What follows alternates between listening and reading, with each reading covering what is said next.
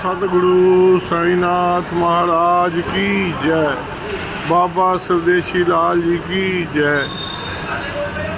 ये सेवा साईं जी ने गौशाला में भिजवाई है। जय साईनाथ। ये पौना वाली माता थोड़ी सदाई, चिंतपूर्णी चिंता दूर करने वाली माता।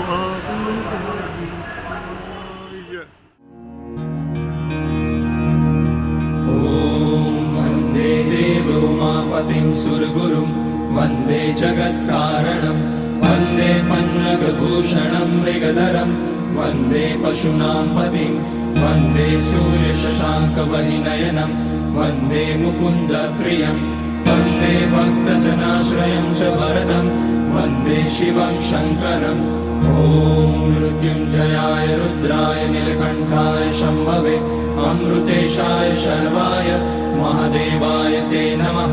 नमस्तेस्तु भगवन् विश्वेश्वराय महादेवाय, त्र्यम्बकाय त्रिपुरान्तकाय त्रिकाग्निकालाय कालाग्निरुद्राय नीलकण्ठाय मृत्युञ्जयाय सर्वेश्वराय सदाशिवाय श्रीमान् महादेवाय नमः। ॐ नमः शम्भवाय च मयोभवाय च, नमः शङ्कराय च मयस्कराय च, नमः शिवाय च शिवतराय च। ॐ त्र्यम्बकं यजामहे सुगन्धिं पुष्टिवर्धनम्, उर्वारुकमिव बन्धनान् मृत्योर्मुक्ष्यमामृतात्। नागेन्द्रहाराय त्रिलोचनाय भस्माकराय महेश्वराय, नित्याय शुद्धाय दिगम्बराय तस्मै नकाराय नमः शिवाय। मन्दाकिनी सलिलचन्दन चर्चिताय नन्दीश्वर प्रमथनाथ महेश्वराय, मन्दार पुष्य बहुपुष्य सुपूजिताय तस्मै मकाराय नमः शिवाय।